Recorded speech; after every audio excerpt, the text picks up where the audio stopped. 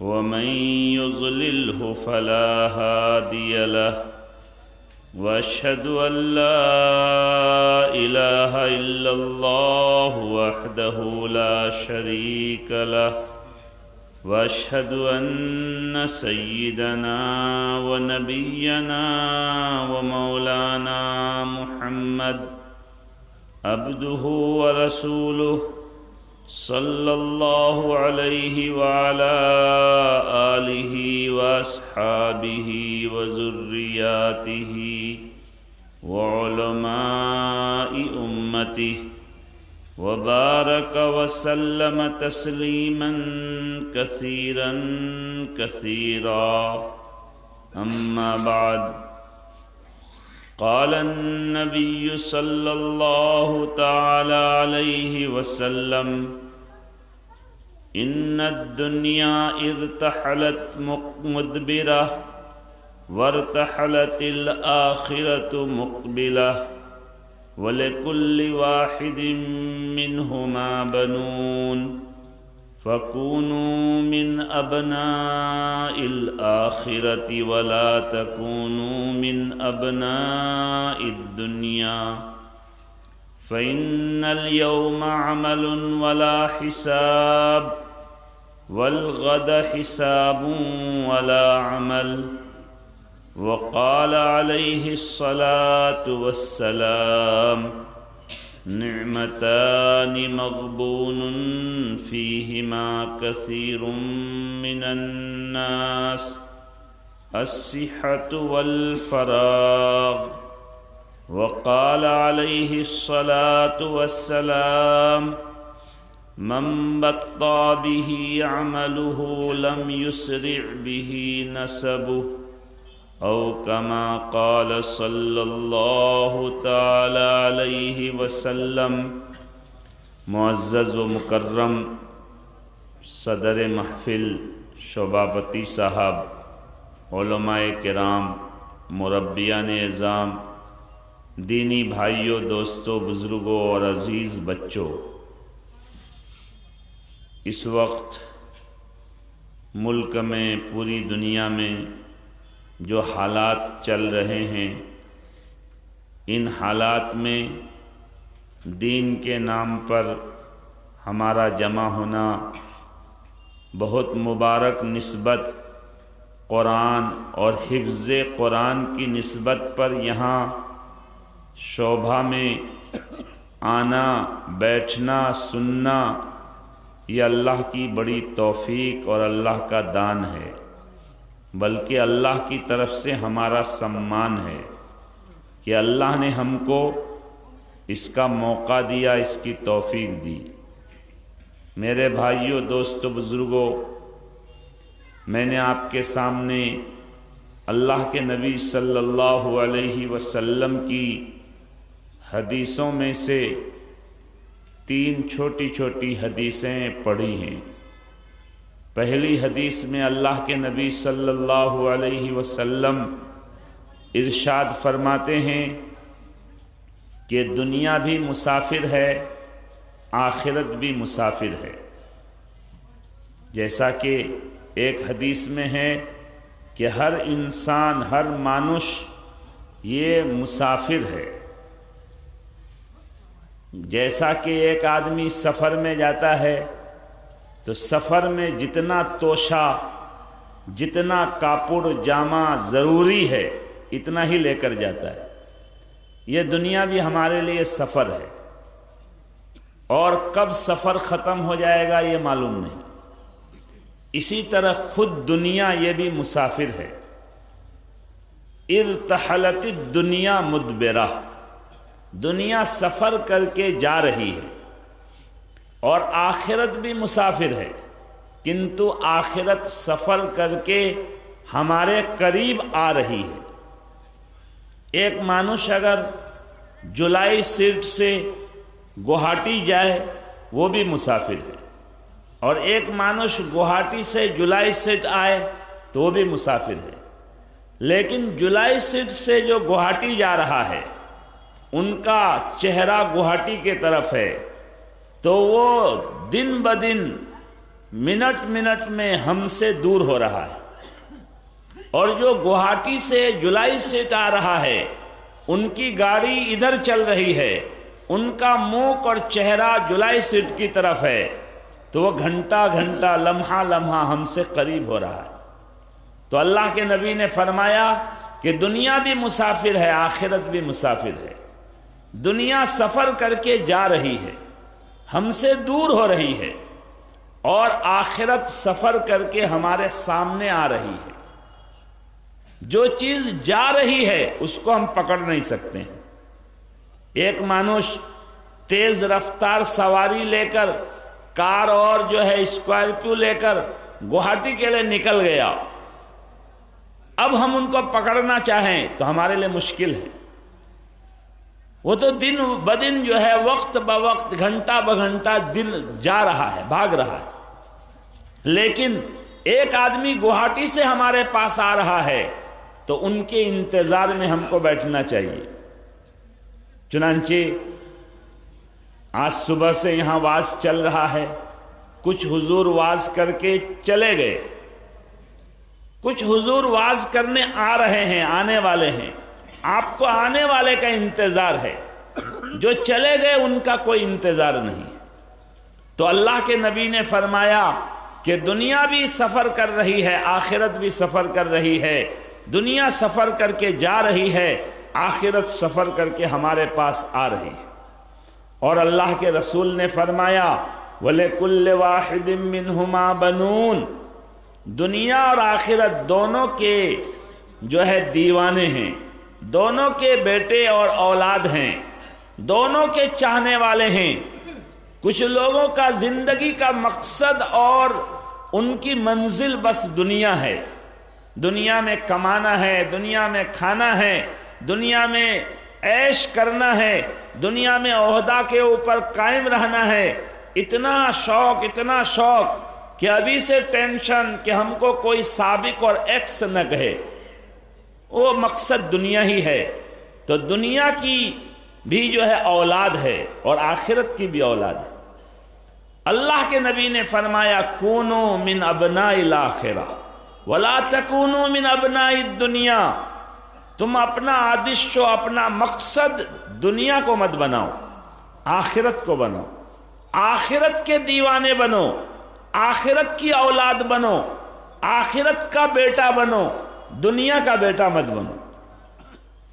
اللہ تعالیٰ نے دنیا کی جتنی نعمتیں پیدا کی ہیں وہ ہمارے لیے کی ہیں۔ جو آدمی دنیا کا بیٹا ہے وہ بھی کھانا کھاتا ہے، وہ بھی دنیا میں عیش کرتا ہے۔ جو آخرت کا بیٹا ہے، آخرت کا دیوانہ ہے، وہ بھی کھانا کھا رہا ہے، وہ بھی دنیا میں زندگی گزار رہا ہے، مگر دونوں کا مقصد الگ الگ ہے۔ ایک زندگی گزار رہا ہے کھانے کے لیے، سونے کے لیے، اڑنے کے لیے، عیش اور آرام کرنے کے لیے، اور ایک دنیا میں کھانا کھا رہا ہے، آرام کر رہا ہے، گھوم رہا ہے، پھر رہا ہے، اڑ رہا ہے اللہ کو راضی کرنے کے لیے۔ بس یہ فرق ہے آخرت کی اولاد ہونے اور دنیا کی اولاد ہونے میں۔ ایک مسلمان کھانا کھائے تو اس لیے کھانا کھائے کہ اس کھانے سے جو طاقت اور شکتی ہوگی اس کو ہم اللہ کی عبادت میں لگائیں گے، اللہ کے رضا اور خوشنودی والے کاج میں لگائیں گے۔ ایک آدمی کاروبار کر رہا ہے، اس لیے کر رہا ہے کہ ہم کو کاروبار سے لابھ ہوگا، حلال کمائی ہوگی تو ہم اپنی اولاد کی پرورش کریں گے، ہم کسی کے سامنے ہاتھ نہیں پھیلائیں گے، ہمارے کاروبار میں سے جو لابھ ہوگا مسجد مدرسے کو بھی دیں گے، غریب رشتہ دار کو بھی دیں گے، یتیم مسکین کو بھی دیں گے۔ تو ان کا یہ کاروبار یہ دنیا نہیں ہے، یہ آخرت ہے۔ لہذا اللہ کے نبی نے فرمایا آخرت کی اولاد بنو۔ آخرت کی اولاد وہ ہے جو ہر کام آخرت کے لے کرے۔ اسی لیے ہمارے آقا و مولا جناب محمد الرسول اللہ صلی اللہ علیہ وسلم نے اپنی امت کو یہ تعلیم دی کہ ہر کام اللہ کا نام لے کر کرو۔ بخاری شریف کی حدیث ہے کہ جب گھر میں داخل ہو تو اللہ کا نام لے کر داخل ہو. اگر کوئی برتن کھلا ہے رات میں اس کو ڈھانپ دو اللہ کا نام لے کر، بسم اللہ پڑھ کر. اپنا کیواڑ دروازہ بند کر دو بسم اللہ پڑھ کر. ہر جگہ بسم اللہ پڑھ کر کام کرنے کاج کرنے کا حکم ہے. کیوں کہ ایک مسلمان جب بسم اللہ الرحمن الرحیم، بسم اللہ وعلی برکت اللہ، بسم اللہ اللہم اغفر لی ذنبی وافتح لی ابواب رحمتک، اس طرح جب پڑھتا ہے اللہ کا نام لیتا ہے تو ان کے لیے دنیا آخرت بن جاتی ہے.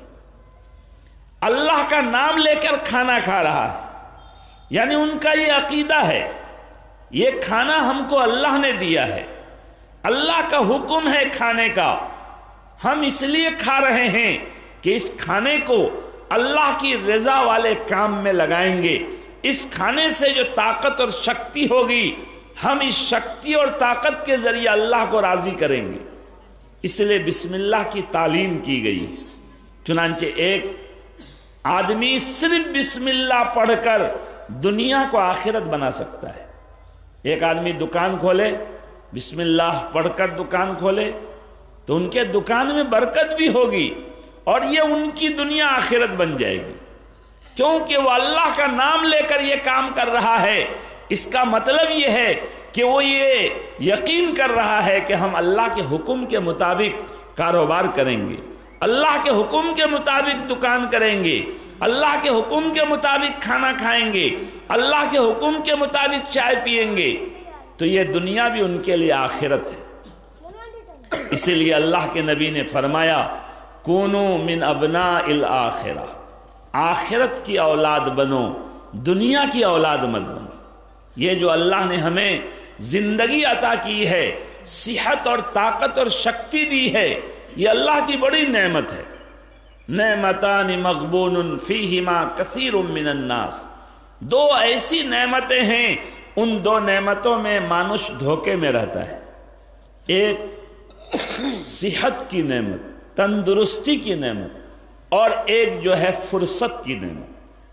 آدمی کو صحت طاقت شکتی ہے تو آدمی سوچتا ہے کہ چلو ابھی جوانی ہے، بعد میں عبادت کریں گے، بعد میں نماز شروع کریں گے.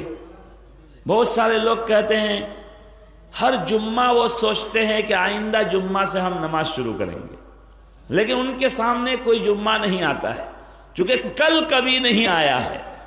جو کرنا ہے آج کرو، کل پر کسی کام کو ٹالا جائے گا تو کل کبھی نہیں آئے گا.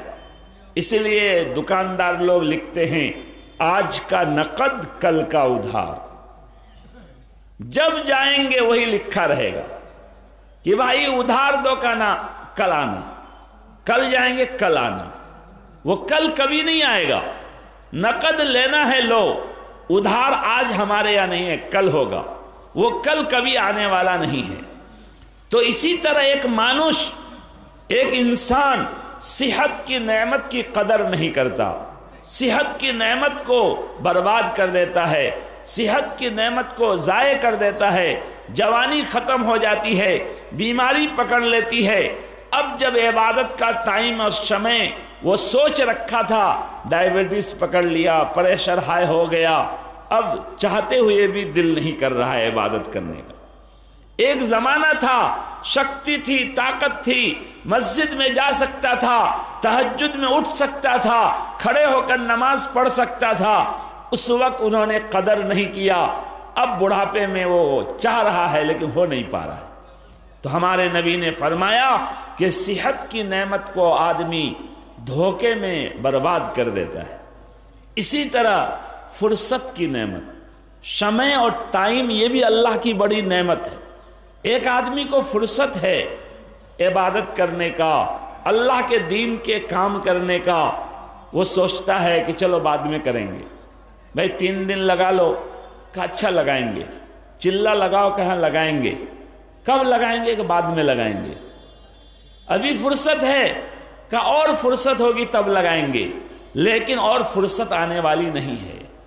جو ہے اور سمے ہمارا گھرے گا، سمے ہمارا جو ہے بہت مشغول ہو جائے گا. اس لیے اللہ کے نبی نے فرمایا کہ صحت کی، فرصت کی، نعمت کی قدر کرو۔ لہذا اس زندگی کی اگر ہم قدر کر کے اپنے قبلہ کو صرف ٹھیک کر لیے، دنیا کو چھوڑنا نہیں ہے، قبلہ ٹھیک کرنا ہے۔ نماز میں جس طرح ہم کعبہ کے طرف رخ کر کے نماز پڑھیں گے تو ہماری نماز صحیح ہوگی، اگر کعبہ کے طرف ہمارا رخ نہیں ہے تو نماز صحیح نہیں ہوگی۔ اسی طرح ہم اپنی زندگی کا قبلہ ٹھیک کر لیے، ہم کاروبار کر رہے ہیں اللہ کے حکم کو پورا کرنے کے لیے، اس نیت سے کر رہے ہیں کہ ہم مدرسوں کو زندہ رکھیں گے، ہم مسجدوں میں چندہ دیں گے، ہم غریبوں کی مدد کریں گے، یتیموں کی مدد کریں گے، اپنے بیوی بچوں کو صحیح عزت کے ساتھ اس کی پرورش کریں گے، تو یہ کاروبار بھی ہمارے لیے دین ہوگا، یہ آخرت ہے، یہ ثواب کا کام ہے، یہ دنیا نہیں ہے۔ اس لیے اللہ کے نبی نے فرمایا فَإِنَّ الْيَوْمَ عَمَلٌ وَلَا حِسَابٌ، آج عمل کا زمانہ ہے، آج کوئی حساب کتاب ایگزام نہیں ہے۔ وَالْغَدْ حِسَاب وَلَا عمل، آنکھ بند ہوتے ہی حساب شروع ہو جائے گا، اس وقت عمل کا کوئی جو ہے آدمی کو موقع نہیں ملے گا۔